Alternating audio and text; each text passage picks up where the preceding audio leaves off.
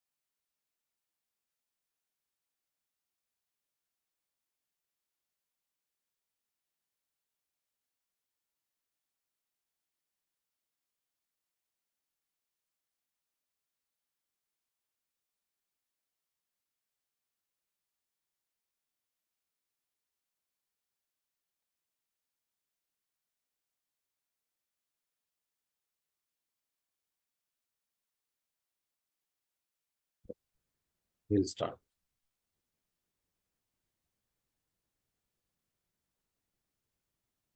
See.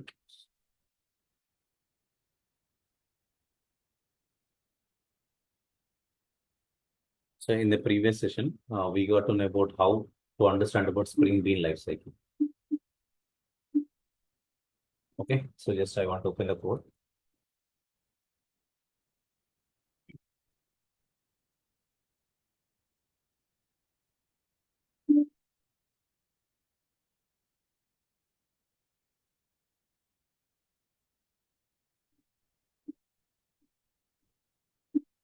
Okay. So you can see that I'll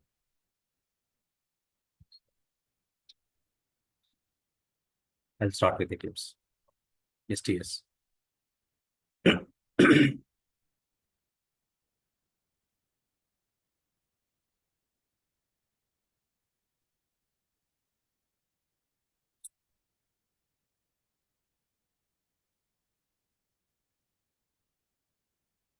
Okay. Now let us open the document as well. In the last session, our intention is just only to understand about Spring Bean life cycle and what is the order in which the Spring Bean life cycle is executed. That's what we discussed. Because in an interview, this is very important that you must know about what is a Spring Bean life cycle. Okay, you must know about what is a Spring Bean life cycle. Right.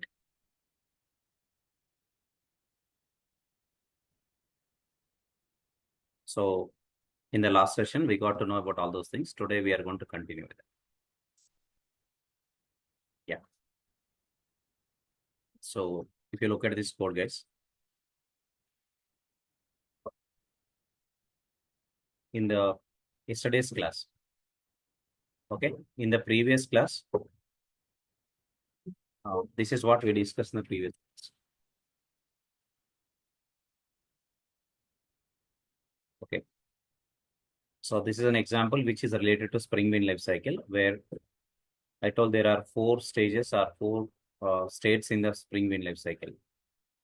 One is creating an object.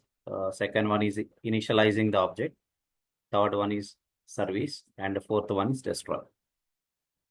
So basically, creation, initialization, service, and destroy are the four stages in the life cycle of a Spring Bean. And to understand that, I told about what's going to happen in initialization, what will happen in destroy. Okay. These are the things that I told in the last class. And for that, this is the example. Okay. So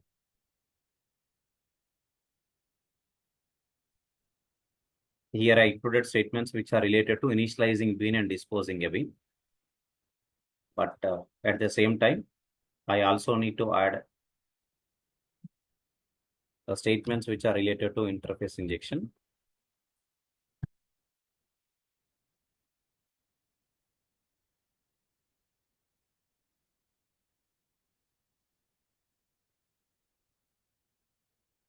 Okay, the statements which are related to interface injection. But I told interface injection is not for user-defined interfaces. First of all, interface injection meaning. Okay, so we know that a container in Spring is responsible for injecting the objects. But how the container is going to inject the object is by calling the method which is provided by the interface. That's why it is called interface injection. Constructor injection, setter injection, interface dependence injection. Okay. So what is happening in interface injection? So in interface injection, the Spring container injects a dependency. Okay, injects a dependency by calling a method which is provided by an interface.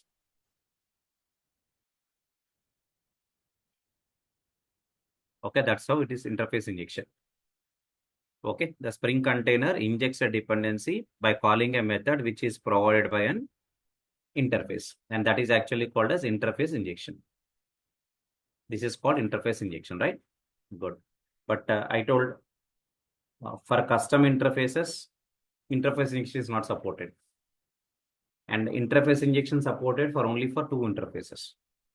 Means there is a limited support for interface injection. And further, the statement which I want to include is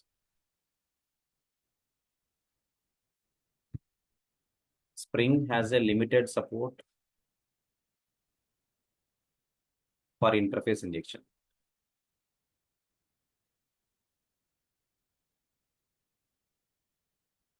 Performs interface injection only for the below interfaces. And what are the interfaces? One is bean name aware. The second one is application context aware. Correct? Only for 2 interfaces. One is bean name aware and next one is application context aware. Right, okay. Bean name aware. Okay, bean name aware interface has an abstract method. Set bean name. Next, application context aware interface has an abstract method.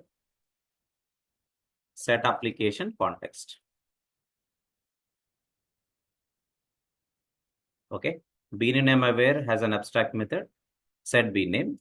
Application context aware interface has an abstract method. Set application context. So when a bean implements bean name aware, okay, I mean to say that if a bean wants to know its ID, or if a bean wants to aware of its ID, because bean ID is configured in XML file, but that is unknown to the bean class. But if a bean class wants to know the ID of it, then that class has to implement what? Bean name aware interface. That's what in the previous class we discussed, and we have in the lifecycle example also, right?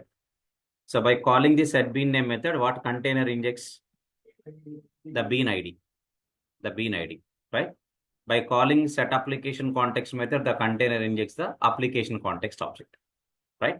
So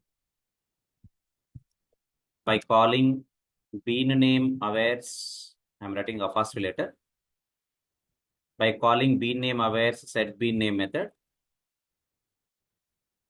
What container will do by calling this method? The container, by calling bean name aware set bean name method, what the container do? The container injects the name or ID or name anything of the bean. Next, by calling application context aware, which method? Set application context method. The container injects application context object.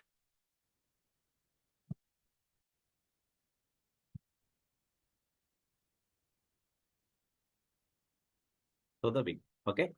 Injects application context object to the bean.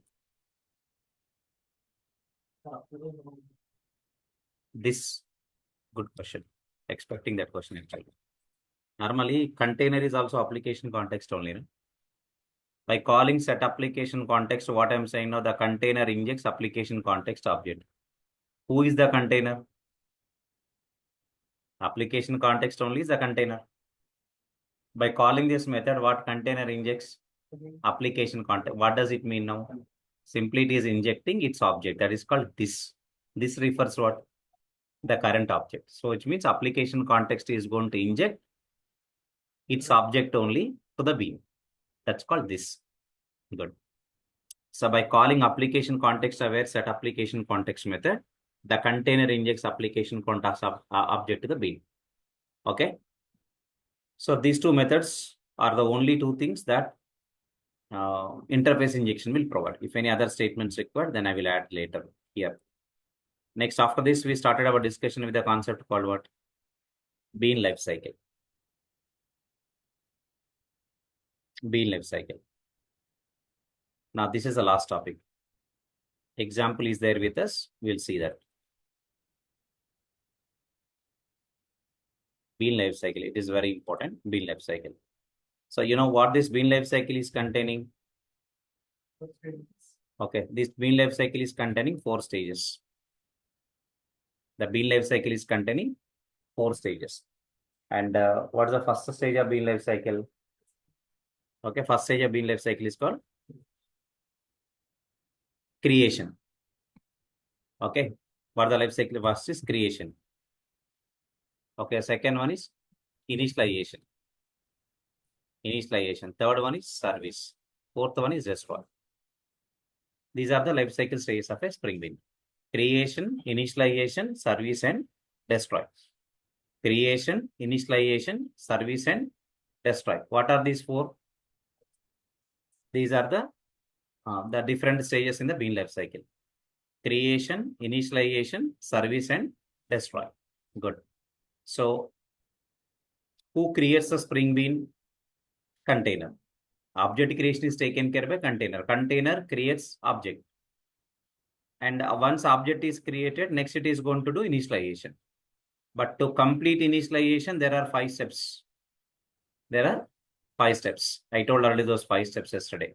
By executing 5 steps, the bean initialization will be completed by the container. After that, the bean is ready to provide service to the clients. And once whenever the bean is not required or when container should be removed, container should remove the bean. Before removal, the container is going to perform destroy operations. Right? Before removing the bean from the container, what happens now? The container is going to perform the destroy operations. Okay, right? Good. Let us try to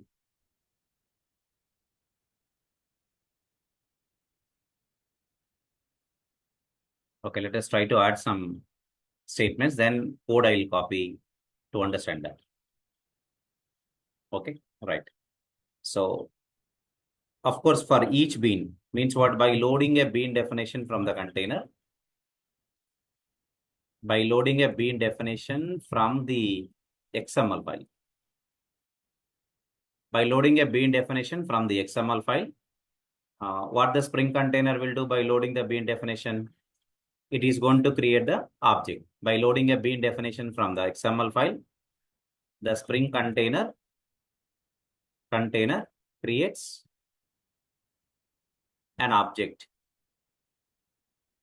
for that bean class. Now this is called creation. So who creates this object? Spring container.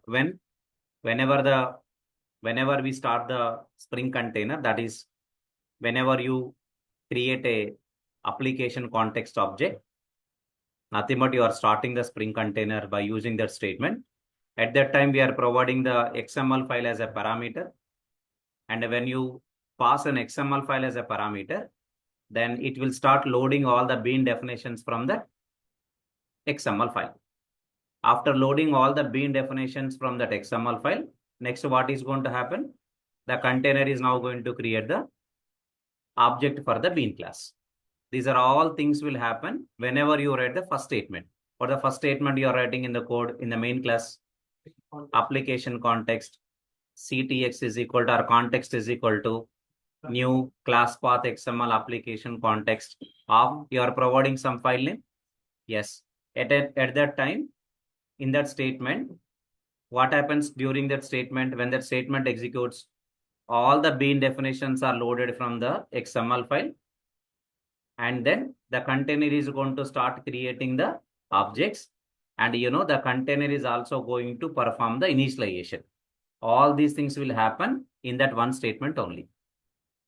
Okay, right? All these things will happen in that one statement only.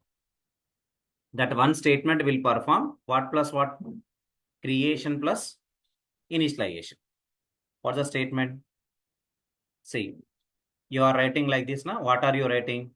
Application context.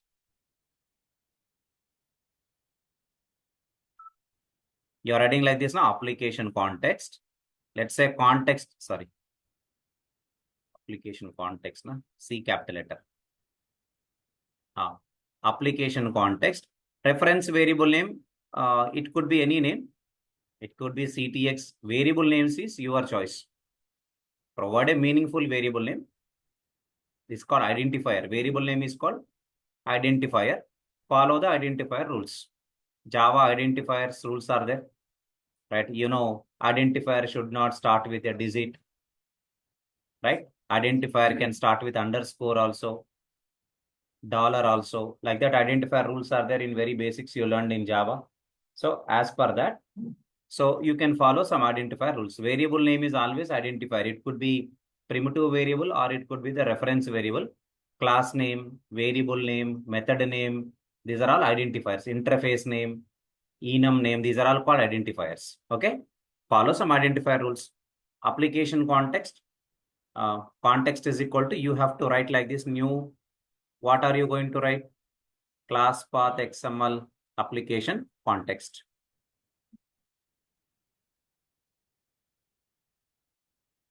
Of you are passing the XML file name called beans.xml as a parameter.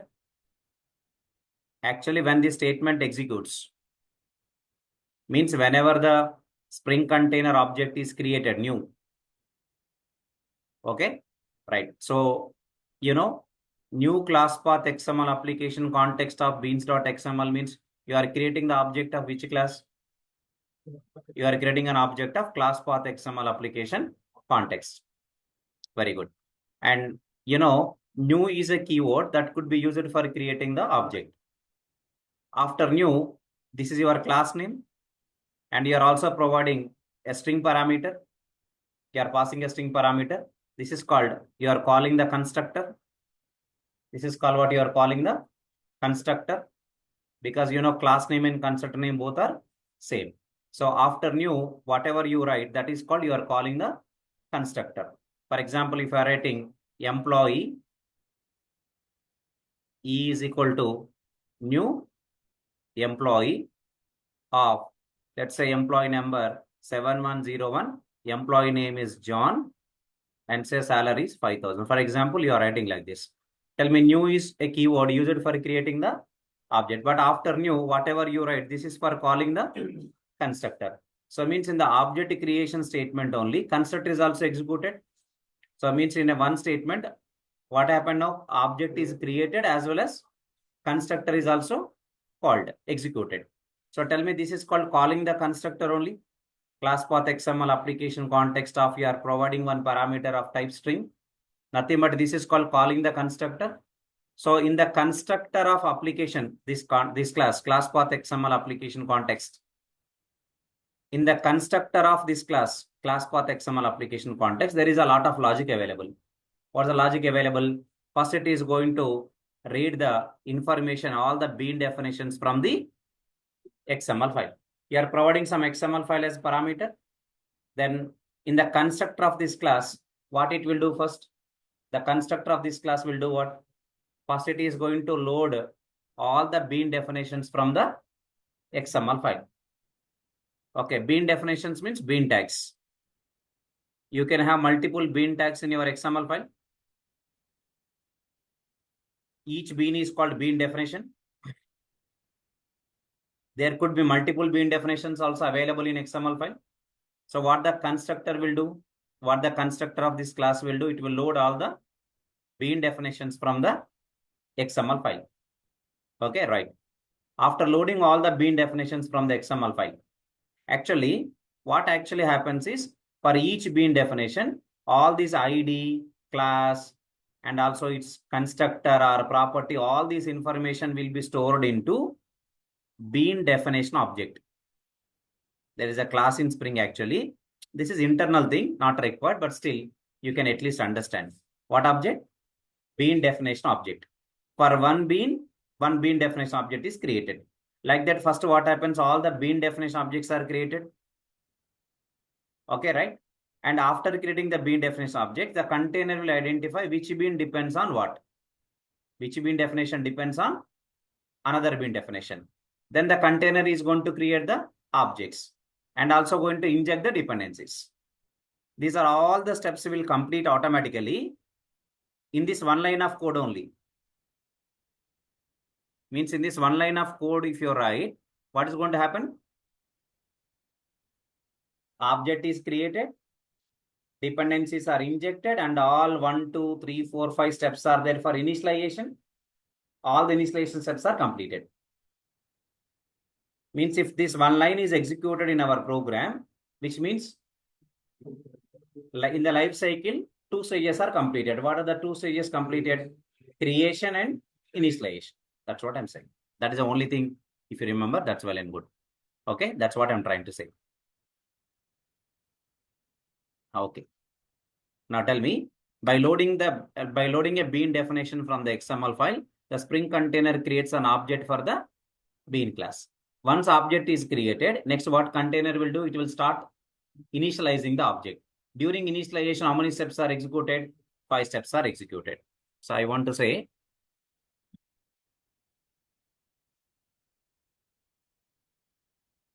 after creating the object, the Spring container will execute the below steps to complete the initialization. Okay, tell me what are the steps? What are the steps? First it will do injects. Injects what? Dependent.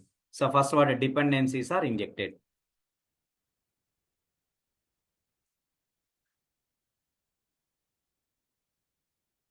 First what happens?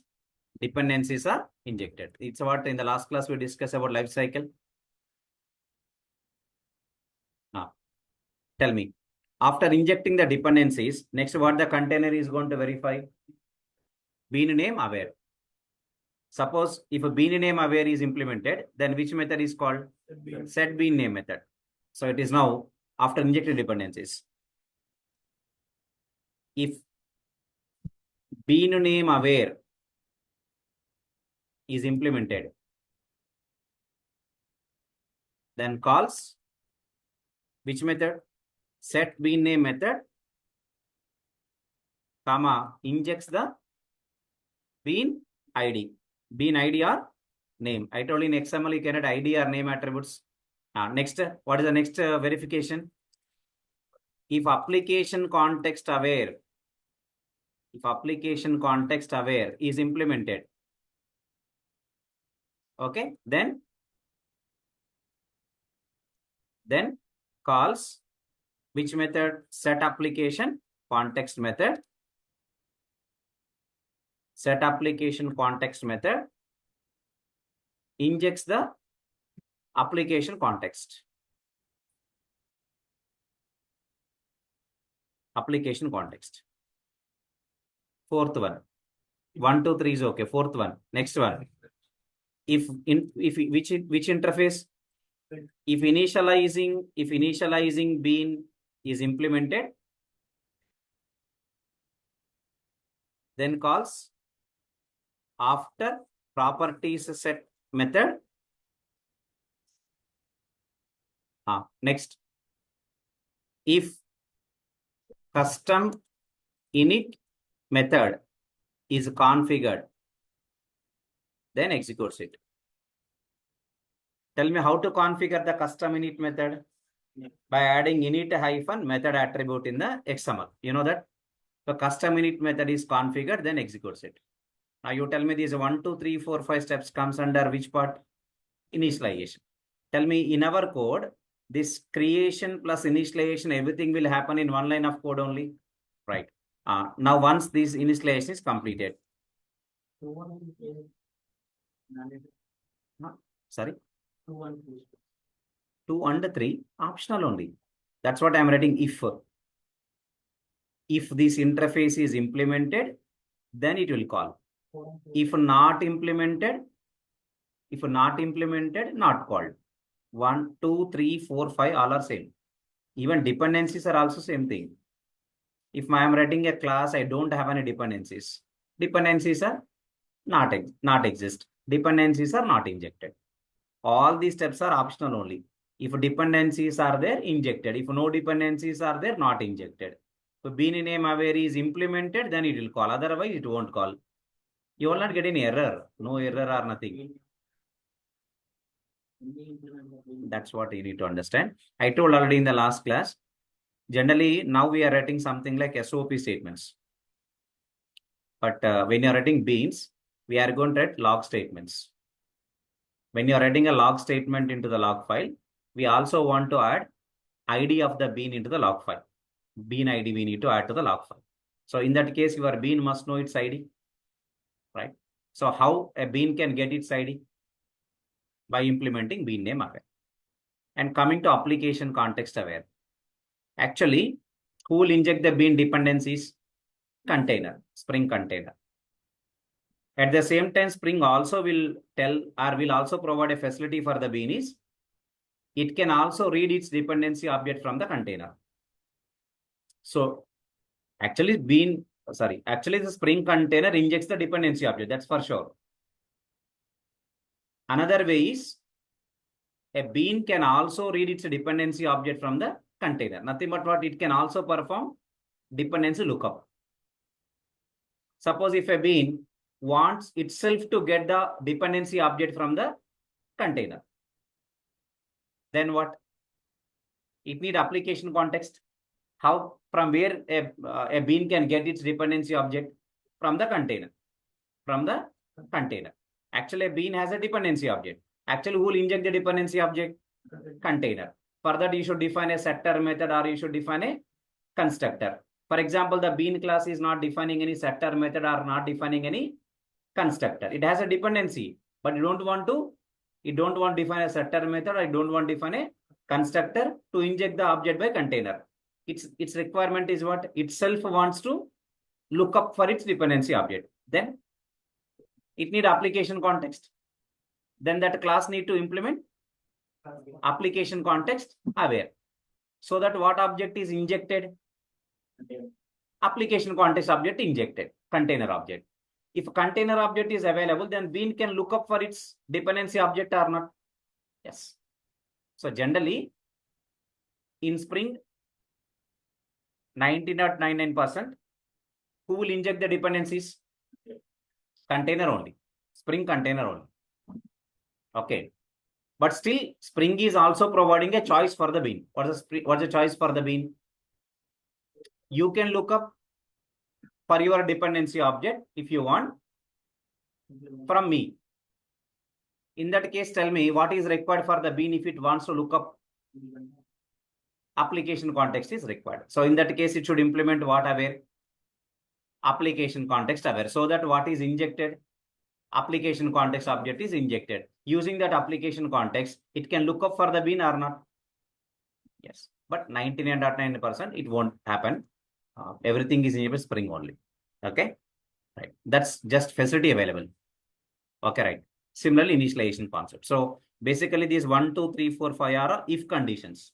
If there are dependencies injected, if a bean class implements bean name aware, then only it calls set bean name method. If not implemented, container doesn't call the set bean name method. Right? Application context aware also in the same way. If a class implements that interface, then only container calls the method. If not implemented, doesn't call. What is there in that? These are all mandatory steps or optional steps? Optional steps. Correct. Good.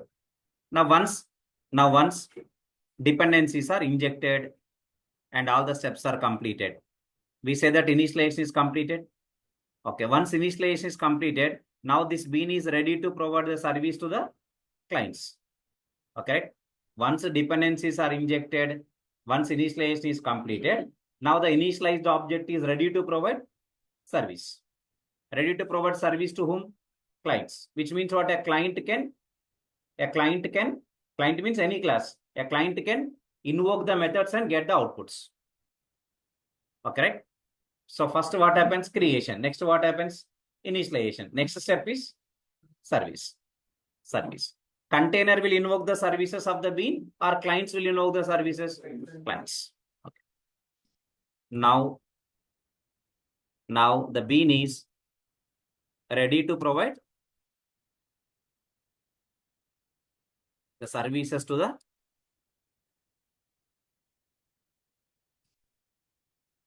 okay. Now the bean is ready to provide services to the client. It means a client class means any class. For example, two classes are there. In class B, there is one method. Class A wants to call that method. Then you tell me class A is called client class. Client class for B. Means who is providing the service to the A? B is providing a service to A. So A is calling the service and getting the output. Am I right or not? That's what the meaning of client. We can say what type of classes we call as client. Client is nothing but what? Client to server.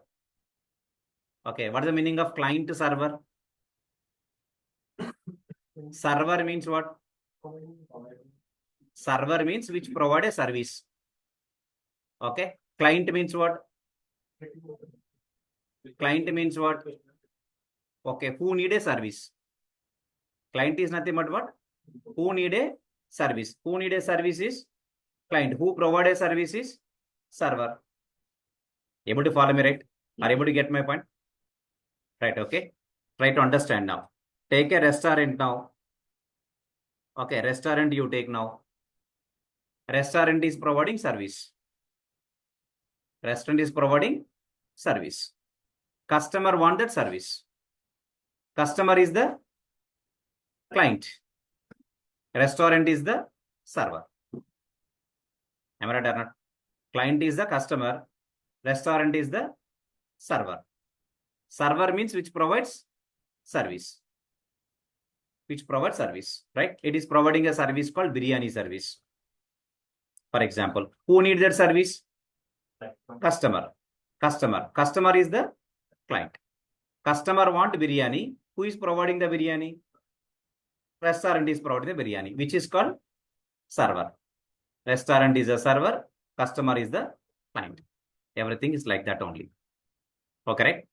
So Spring Bean is ready to provide the services to whom? Client.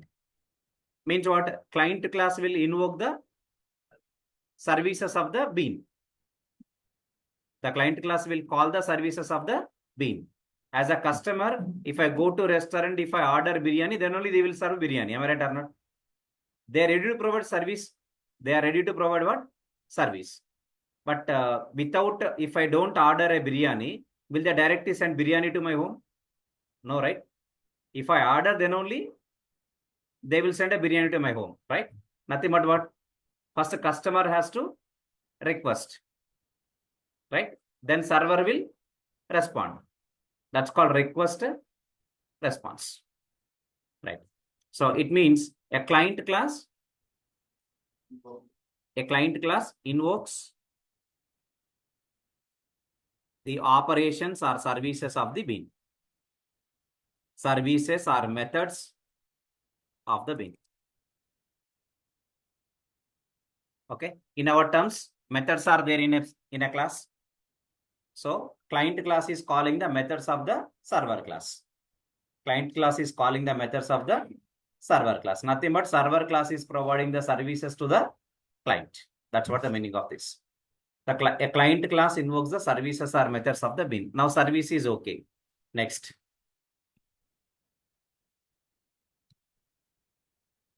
When Spring container is going to shut down,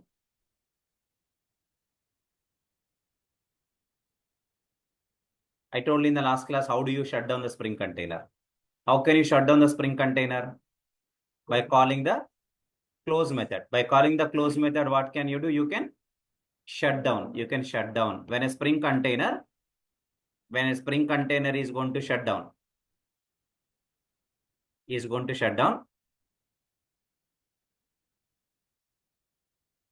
will remove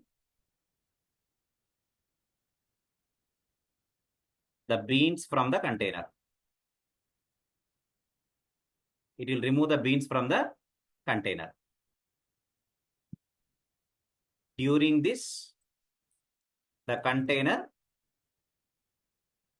performs destroy operations. The container performs what operations? Destroy operations. Okay. What are the destroy operations? First, what container will do? If a disposable bean interface is implemented. What is the interface name? If a disposable bean interface is implemented. A disposable bean interface is implemented. Then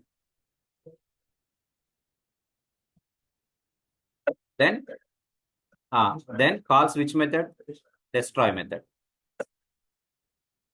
Second step is what? If custom destroy method is configured. Custom destroy method is configured. Then executes it. So first custom destroy method is executed or destroy method is executed?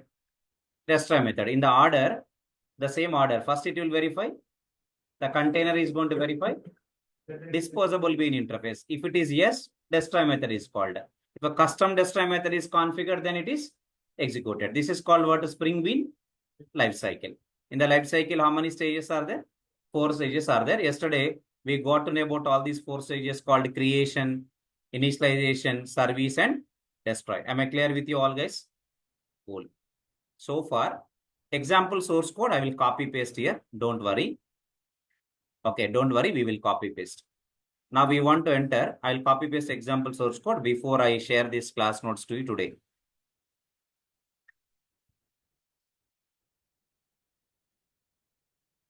Okay, so far, whatever we have discussed, this is all related to XML and Spring basics, blah, blah, blah. We got something like that. But whereas to coming to the session today, actually we want to start our discussion with the Spring annotations. We want to start our discussion Spring annotations. And annotations is what you need to understand, learn Spring Boot, microservices, all annotations only. Lot of annotations are there. Some annotations we are going to get in core module. Some annotations we are going to in Spring Boot. Okay. Spring Boot has given many new annotations. So first, you need to understand some basic annotations to start with a Spring Boot. Okay, right? Good. First of all, Here I'll copy paste our yesterday's example and I'll copy paste the output of our code because yesterday you saw that and that's cool. This is a bean lifecycle example we have discussed and this is how we are going to close. Okay, right? I told close method is not provided in or not available in the interface, application context interface, but it is available in the class path XML application context class. That's why we have changed our reference variable from interface type to class type. If you use the type of this variable as interface, I can only call the interface methods. But if I use the type of this as class, type of the reference variable as a class, then I can call the new methods added in the class. So what's the new method available? Close method. Close method available. Even stop method available.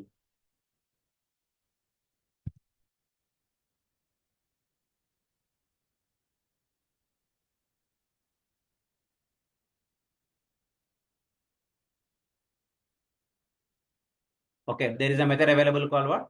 Stop. Stops this component typically in a synchronous fashion such that the component is fully stopped upon returning of this method. Okay. Okay, to come before destruction. Note that the stop notification is not guaranteed to come before destruction. Okay, right? On regular shutdown, lifecycle beans will first receive a stop notification before the general destruction callbacks are being propagated. It's okay. But there is a method available called stop. Stop method is also available. Okay, right? For example, I am removing context.close method, but I am writing context.stop method. Okay, stop method is in a context is stopped means not shut down. Just only temporarily stopped. Again, I can start. How can I start again? Start method.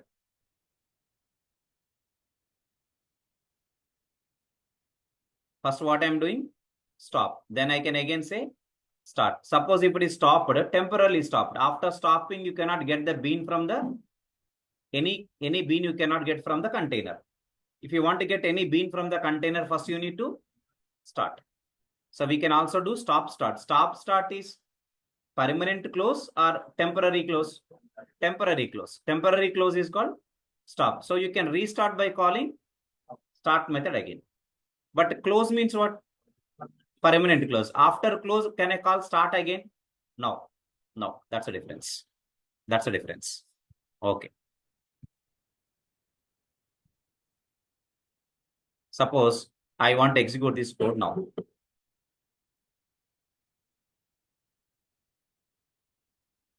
We can see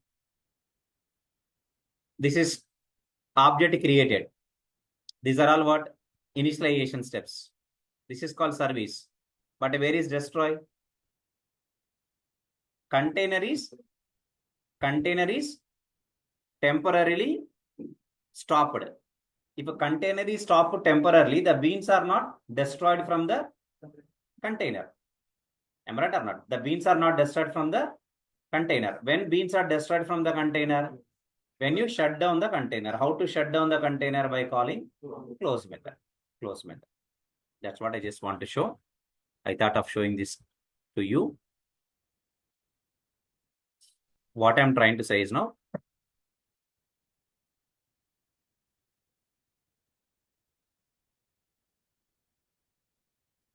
okay, what I'm trying to show you now. Close means shut down permanently. Shut down permanently. That's what close. Okay. Right. Then you can see the destroy operations. Then you can see the destroy operations. Disposable bean, custom destroy method, everything is called. Okay. Done. Coming to let's start with some discussion about annotations first. Guys. So far, we got to know about XML based configurations. You got some information about XML, that is good enough. Nothing more is required.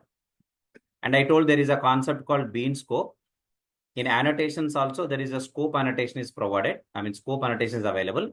During that annotation, I'm going to talk about bean scopes completely. Okay, there is a singleton scope by default.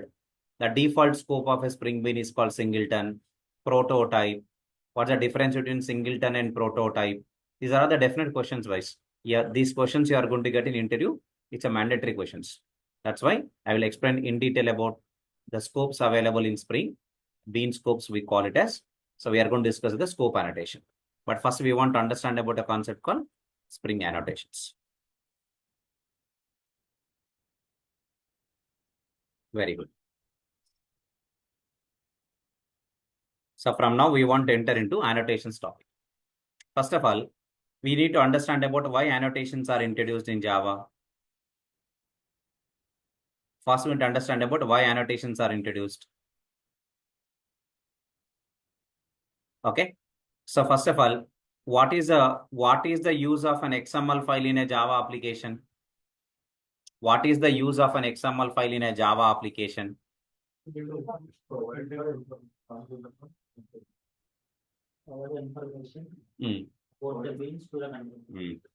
I mean, in Spring terminology, you are writing an XML file. We are calling it a Spring configuration file. What is the use of writing the Spring configuration file? Yes. Container wants to know what is See, the thing is, suppose you are a developer. You are a developer means what? You are creating the Bean classes. Am I right? Am I clear with my statement? You are the developer. Nothing but what? You are creating the Bean classes. You are developer. Right? But who will create objects for your classes? Container. Right? So, to create objects, some information is required for the container.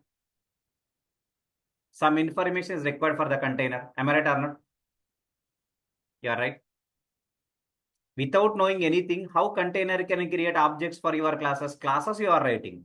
But who should create the object? Container has to create the objects. And who should inject the dependencies? Container should inject. To create the objects and to inject the dependencies, to initialize the objects or to destroy the objects, tell me, some information is required to the container or not? Some information is required or not? Yes, required.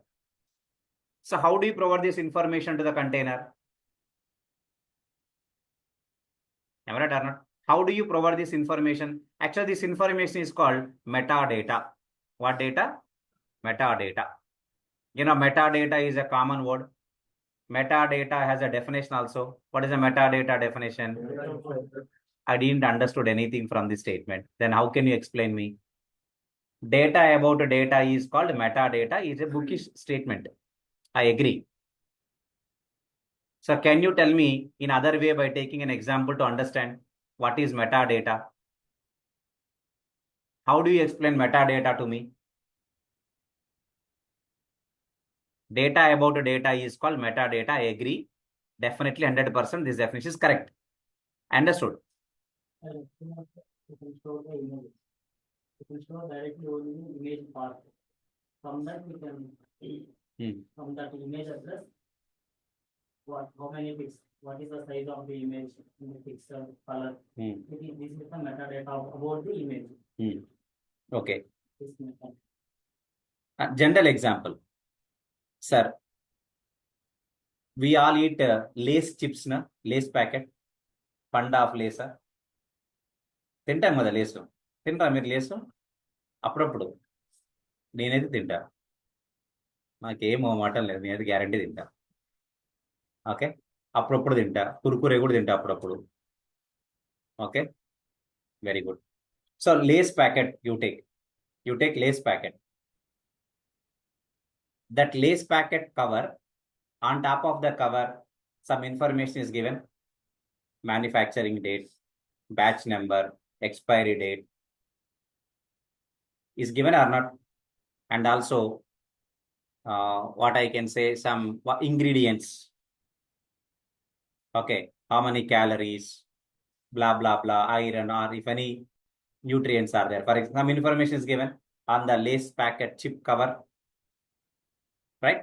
Now you tell me that data is called what data? Whatever you are seeing on the lace chips packet, that is metadata. That is metadata. Inside the cover, chips are available. That is data. But on top of the cover, some information available. That is called what data? That is called what data? Metadata. Metadata in the sense, what is the statement? Data about data. Data about data. Am I right or not? So whatever the data available on the chips cover, that is called a data which is about another data. Which data? Chips. So now you call it as what data? Metadata. So metadata is nothing but what? Data about data. How do you understand? Means like this you can understand easily. That is called metadata. Okay. Listen to me. We are all writing comments also. Now let us try to, suppose when you are writing some Java program, some method, some variable, on top of the variable, on top of the class you are writing now, this program is to find the given number is Armstrong number or not. For example, are you writing some comment on top of the class? On top of the class or on top of the method, or sometimes on top of the variable. This is parameterized constructor. It will initialize an employee with so-and-so data. This is another constructor to employee, initializing an employee with so-and-so data. We can write what? Comments. Comments, right? That comments are also called what data? That comments, whatever you write, that is also called what data? That is also metadata only. You have a constructor, but on top of the constructor, you are writing some comment. That is called what? Metadata. You have a class, on top of the class, you are writing some comment. That is also called what? Metadata. Am I clear with that? Did you understood now? What is the meaning of metadata? Metadata is nothing but what? Metadata or meta information. Meta information or metadata means what? Providing description about some data. Providing description about some data. In our Java classes, what comments are used to provide? Description about our class, description about our method, description about our variable. These are all called what? Comments. Those comments are also called what data? Metadata. Similarly, you are a developer. As a developer, you're developing the classes. As a developer, you're developing the classes. Very good. These are the classes you are creating. But who should create objects for these classes and who should provide the dependencies? Who should inject the dependencies? Container. Container. This guy is container.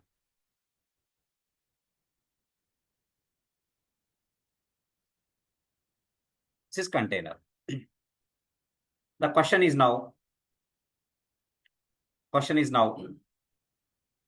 to provide communication between these two, who is there here? Who is creating these classes? Developer. Programmer, developer is doing that. This is container. Then tell me, suppose if a developer speaks in Hindi, but where container knows only English. Example. This developer is telling to container in Hindi, but a container only know English but doesn't know Hindi. Then you tell me, is the information or the metadata conveyed to the container? No, right? This developer is a Chinese developer. He doesn't know anything, only Chinese language he knows. For example, he is speaking in Chinese, but container don't know Chinese language. It knows only English. For example, then. So tell me, is this information reached to container to perform the task? No. No. Are you able to get my point? No. No. Definitely no. For example, if a developer is writing the information about these classes, this is the class, this is another class, this is another class, these are the bean classes, these are the dependencies. Suppose in a notepad. In a notepad, open the notepad file. Why are you writing XML? You know notepad? Open the notepad, type English statements in notepad. First bean class name is this one. It depends on another bean class. There is a setter method. Second bean class is this one. Third bean, like that you type in notepad and give it to the container. Will the container read this? No. If a container really needs notepad data, then we no need to write XML file. Am I right or not? Happily, we can type in notepad in our English, whatever English that we know, we can type and we can give it to the container. Are you able to follow me? Are you getting this point? Right. As of now, you have to write XML file. Future లో ఏ tool use చేసి నీ note pad లో చెప్తే అది XML లా convert చేసి tools రావచ్చు, probably maybe. am I right or not? అంతే కదా, ఏ అనేది to make it easy, right? Good. Maybe in future A May do that, but currently I should not right in notepad. I should not write in notepad. Where should I write? Excel. Because container can only understand what? XML language. That's why as a developer I should write in XML file. What information I should write? This is called metadata. And who is going to read this information? Container. Excellent. See, I'm a developer. Right? I'm a developer. I'm a Java developer, let's say, application developer. But tell me, as a developer, if I want to write this information in a separate one more file called XML file, it has its own structure. XML structure is there. I should follow it.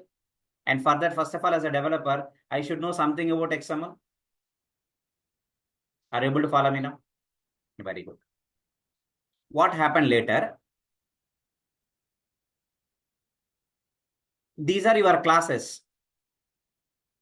Then you are writing a separate XML file, and that XML file you are providing to the container. So container will load the information from the XML file, because container can understand the XML file, and the container is going to create the objects, injects the dependencies, and it is taking care of initializing, destroying everything. Cool. But XML means it's one more separate file you are creating. One more file you are creating, XML file. Excellent. Understand. If suppose in my application, not just 3, 4 or 5 classes are available.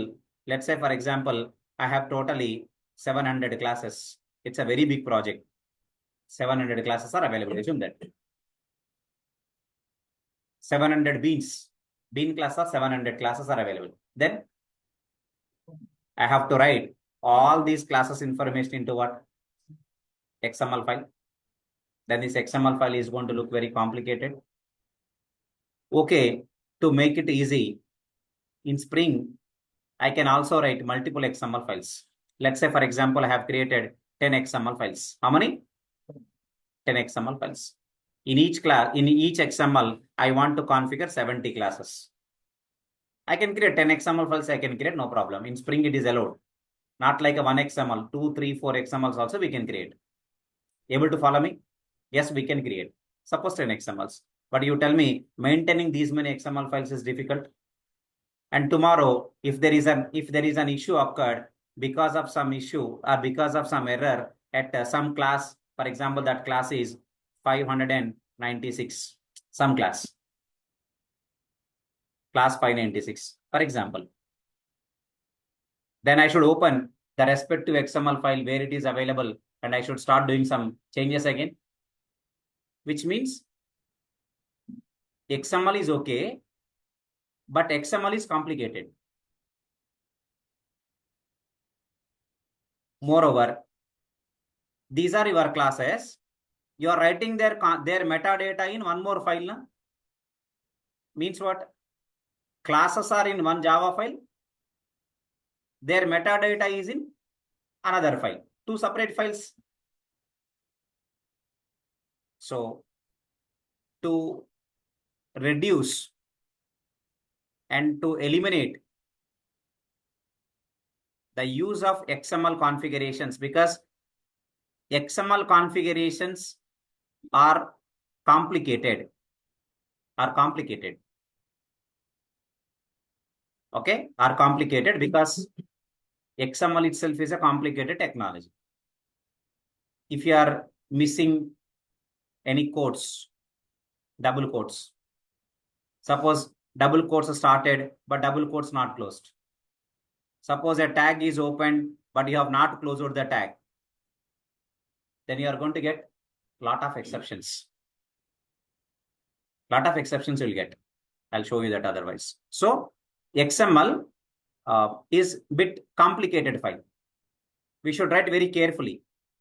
If you use any uppercase letter or lowercase letter unnecessarily, or if you are not closing the tags properly, or if you are not closing the tags in order. Order means first you have to close the child tag, then you have to close the parent tag. Suppose if you close first parent tag, then child tag, that is also going to give you exceptions. If you miss any double quotes, if you miss closing the tags, these are all going to become a complicated things. So to avoid all these things, what happens in Java is annotations got introduced. Annotations are introduced. So annotations are also another way of providing the metadata. Another way of providing the metadata. But where do you write these annotations? Not in a separate file. You are writing in your Java class only. Where do you write annotation? In the Java class. Means what is happening now? Your class means your data and your metadata. Both are available in same place. Same place. If it is XML file, data is in class, metadata is in another file. That too is a complicated file. Are you guys understanding why annotations got introduced? So to reduce the usage of XML configurations, XML files, to avoid using XML, what are introduced? So annotations is also another way of providing the metadata. One annotation means it provides some metadata. One annotation means it provides some metadata. You guys already know about @override annotation. Many times you are getting automatically in our IDEs.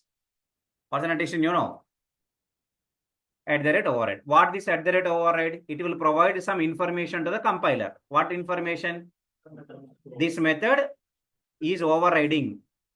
This method is overriding the parent class method. This information is given to the compiler.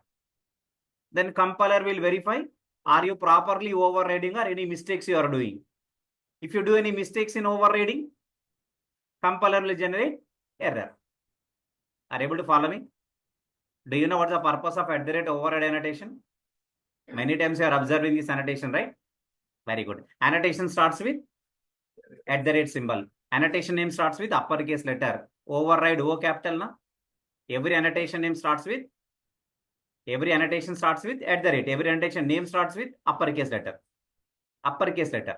O capital override. @override. Okay.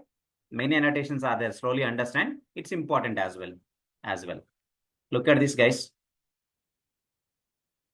Everyone, tell me, what are the different ways of providing metadata?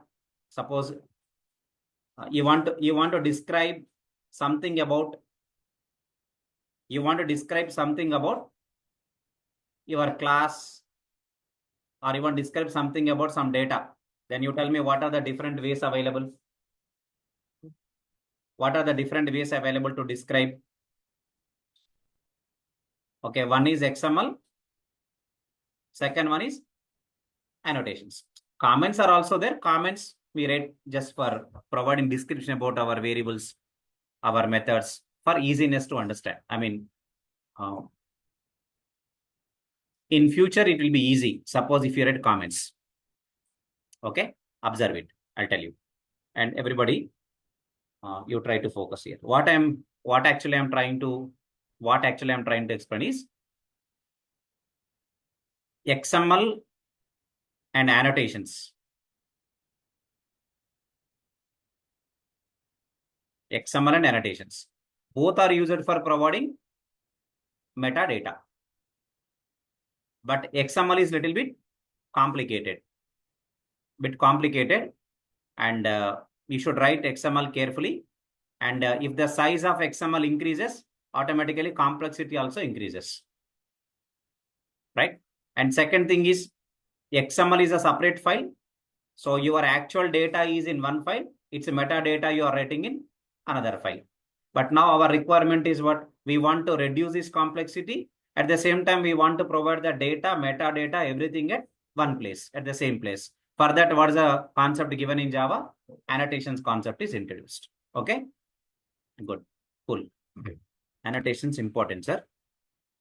First of all, let us do wantedly one mistake. In the XML file, by mistake, I did this. By mistake, I forgot to close these double quotes. By mistake, I forgot to close this double quotes. Right, okay? Good. Now, I'm trying to run this program. I'm trying to run this program. Now, you see, you are getting some exceptions here. Okay, right? Just one double quotes I missed. I got exception. Okay, these are all XML exception only. Java.xml, Java.xml, XML. This is total related to what? XML. You are getting some XML kind of thing now, right? Right. Good. Which means I should write carefully. For example, I forgot to close the property tag. For example, let us run this XML.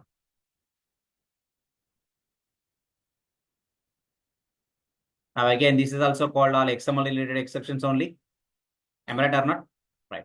So tell me,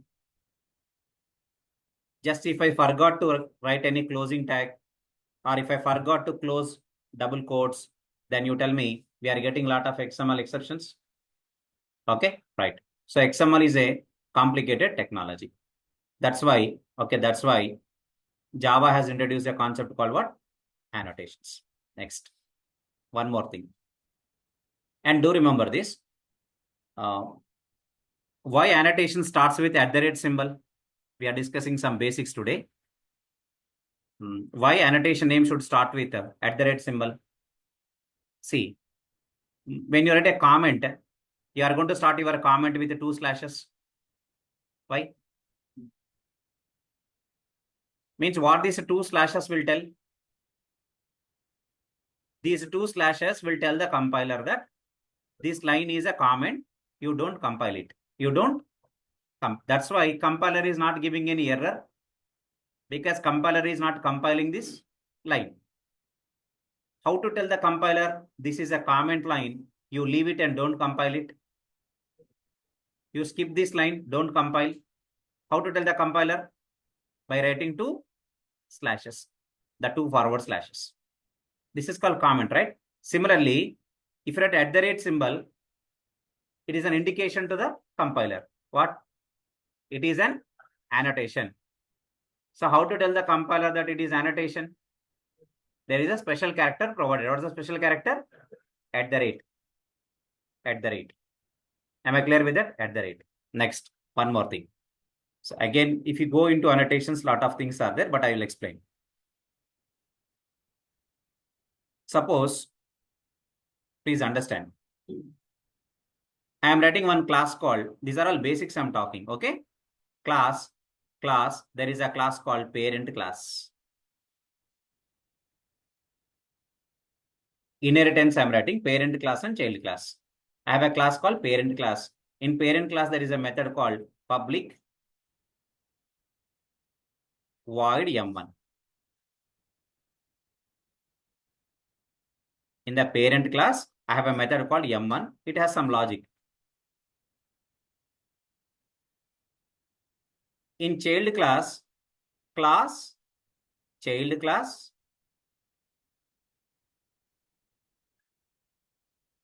child class extends what class? Parent class. Tell me, in the child class, what I want to do? I want to override the m1 method.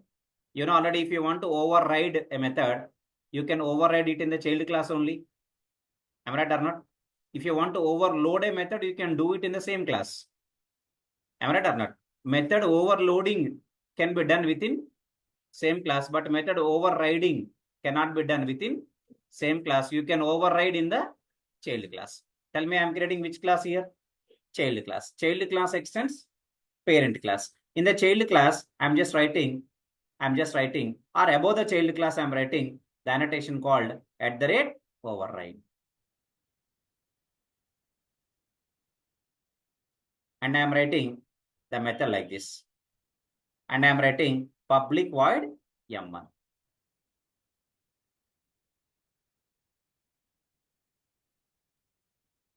And you're writing different logic here. Your overriding means you're redefining. You're redefining the same method with a different logic.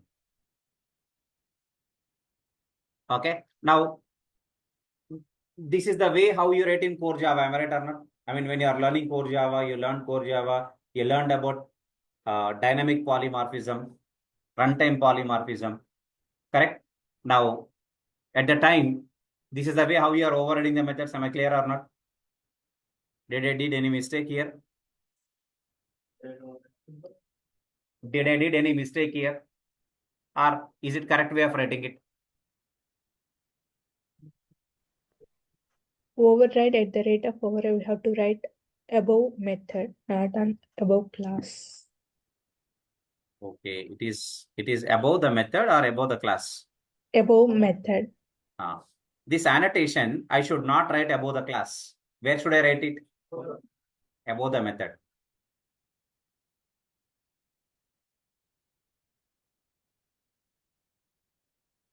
If I write, okay, I'll change the color. So if I write the annotation here, then only it is correct. Not on the class. You should write on the method. Before the method, not before the class. Before the method means above the method. Before means anything. Above the line or before the method also. I mean, don't confuse now. Generally, this is clear way of writing.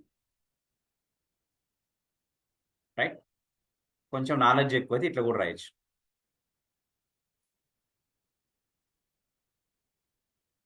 This is also correct. It is also correct. Before the method, that's it. It is before only, na? Before means in the above line also you can write, or before also you can write. Both are correct. But correct way and to read easily, generally we prefer to write above. Above means before only, na? Correct.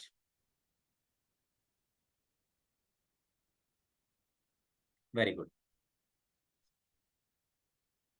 If I write above the class, I will get error. But if I write above the method, I will not get error. Am I right? Which means something you have to understand here. When every annotation is created, whenever any annotation is created, for every annotation, some targets are fixed.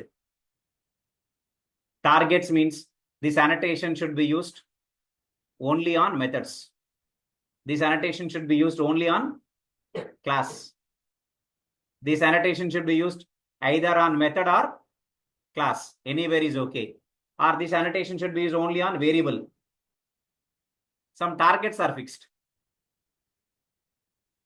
Some targets are provided for every annotation. So these are all basic things that you guys need to know. Okay, right? Sir, how do I know? Suppose I'm asking, you don't know that, but I'm asking, hey, tell me, there is one annotation available called @autowired. I'm asking you guys, tell me where should I write this annotation? Can I write on variable, or can I write on method, or can I write on constructor, or can I write on class? I'm asking all these things to you. You use Google and tell me, or you search in Google and tell me. Then how do you know that? Override means you know already, because we use in core level. But auto-word you have not used in core level. Able to follow me? I'm asking, there is one annotation I'm writing @entity. Hey, tell me, this annotation I should write at class level or variable level or method level? Tell me. But because for every annotation at the time of creating it, some targets are fixed. What are fixed? Targets are fixed.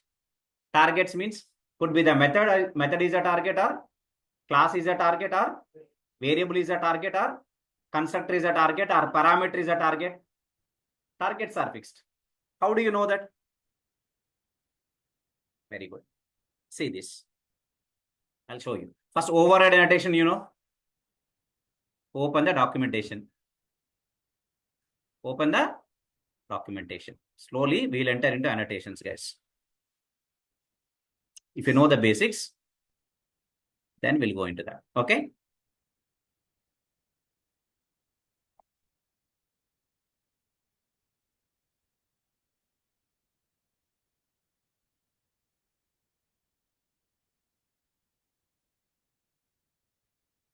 Override annotation, you know already. So I have opened the documentation of annotation. What is the annotation type? Override. From which package it is? Lang. I told for every annotation, a target is fixed. That target is fixed with @target. Fixed with what? It is one annotation for creating annotation. Annotations are also created by using some annotations. Okay. Again, we can call them as meta annotations. So which means what Java has provided some annotations for creating the annotations. I can create my own annotation also @AshokIT. But if I want to create my annotation called @AshokIT, right? To create that annotation, I have to use annotations given by Java. There are some annotations for creating annotations. We are finding two of them here. What are the annotations for creating annotations you are observing here? What are the annotations for creating annotations that you guys are observing here? @target, @target, and @retention. Retention, if required, I will explain. Otherwise, again, if I go into the details of it, I know everything about this, but I don't feel that these are all required for you nowadays. So only target, let us see. Retention is not required, leave it. Target. Tell me the target value is equal to what is mentioned? Method. Tell me, by observing the value is equal to method in the target, what you have to understand? This annotation override I have to use on methods. Target fixed. What's the target fixed here?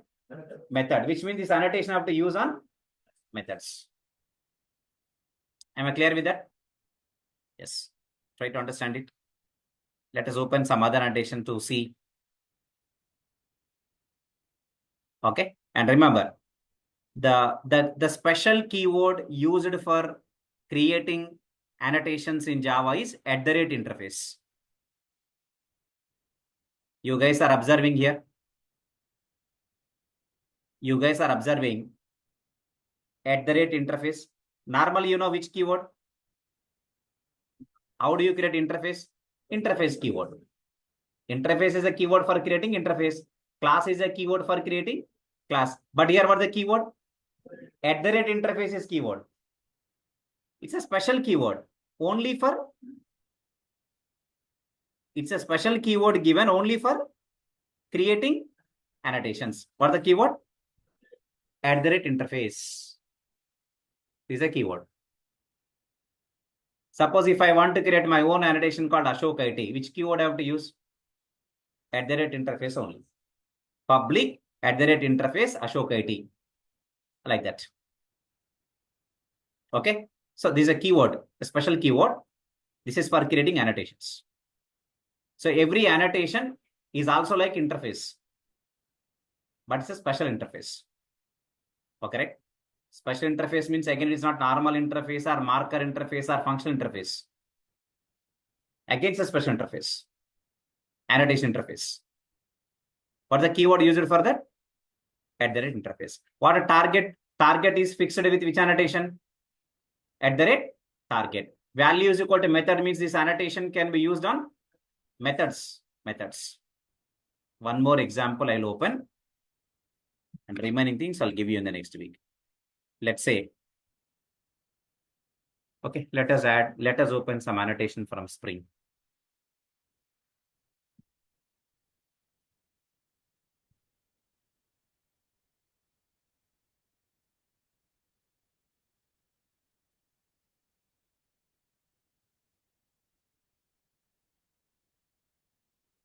I want a document. This one. Good. Tell me, what's the annotation interface name? I told annotation is also an interface only. Remember that. Annotations are also interface. It is annotation interface. Normal interfaces we know in Java. Again, 3 types of interfaces are there. Normal interfaces, marker interfaces, function interfaces. Normal interfaces can have more than one abstract method. Function interface can contain single abstract method. Marker interface, empty. We know. Like that in Java, one more special type is available called what? Annotation interface. Okay, very good. You guys observe here. Target, what's given here? Type. What is the target? Type is given. Type, not method. What is given? Type. Type means class. Type means what? Class. Method means method. Field means field. Type means class. Now you tell me this annotation component I can use on top of class, before the class. Before the class I can use this annotation. Which one? Component. These are important in Spring. Component, service, repository, controller, REST controller, configuration, auto void. All the annotations list will come in this Spring annotations only. Am I clear with that now? So first of all, for every annotation, what is fixed? What is fixed for every annotation? Target. Target is fixed. You should know the target first. Suppose, let me write.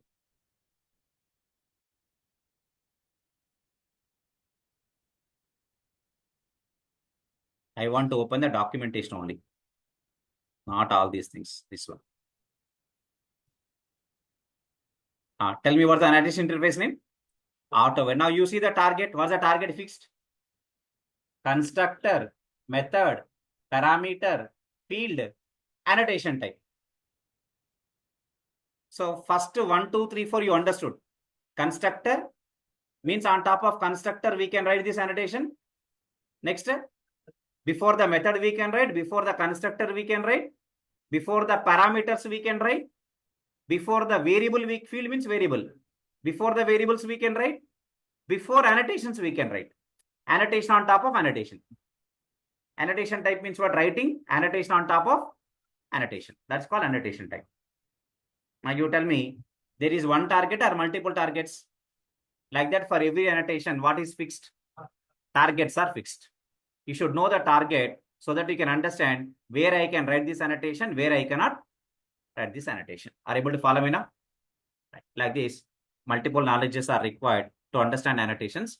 We will completely discuss about annotations. We'll start with the Spring annotations from the next week. On Monday's class, I'll give you more clearly about annotations. But currently, the takeaway point from the annotations topic today is what? Annotations is also another approach or another way of defining the metadata. We can define the metadata in XML file. But the problem with XML file is it is complicated. And if the size of XML increases, complexity also will increase. And if you did any mistake, a small mistake in the XML, okay, then lot of exceptions will be raised. And moreover, your classes are in one file and your configuration metadata is written in separate another file. 2 separate files are there. But if you want to provide in a single place, then you have to use annotations. So annotations are introduced. Okay. Annotations are introduced to reduce the XML, the use of XML, to reduce the use of XML, to shortcut the XML. Otherwise, to avoid the XML from applications development, what are given? Annotations are provided. Are you able to get my point? Right. So every annotation is a an interface. Every annotation is an interface, a special interface, annotation interface. Able to get my point? And what's the special keyword provided for creating annotation interfaces? @interface. @ tells compiler that this is one annotation. Very good. These are some of the takeaway points from our today's class. Okay. And in the next session, we are going to completely dive into annotations, and lot of annotations are there, and we are going to discuss one by one in the next session on Monday. Okay. Thank you. Monday's class is very, very important, guys, because I am going to talk component, service, repository. These are called stereotype annotations of Spring Framework, which are very, very important. Controller, REST controller, auto void, qualifier, like these 5 or 6 annotations I'm going to explain on Monday. And those 5-6 annotations are very, very important throughout our Spring Boot and microservices. Okay. Please try to attend. Don't miss the class. Thank you. Thank you, folks.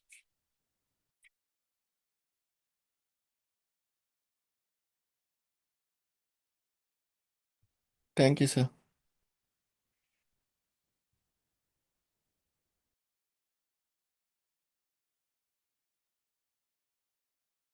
Hi, sir. This is Sirisha. Hi, hi. So I messaged you side in WhatsApp yesterday. Yesterday has okay. I will do it. I will do it today. Sure. So I'll be free by today. It's okay because I don't have an, but probably I think I have sessions up to 4. So continuously. Then after 4 p.m. I will. Sure, I will. sir. I will ping you after 4. Yeah. Thank you. Yeah.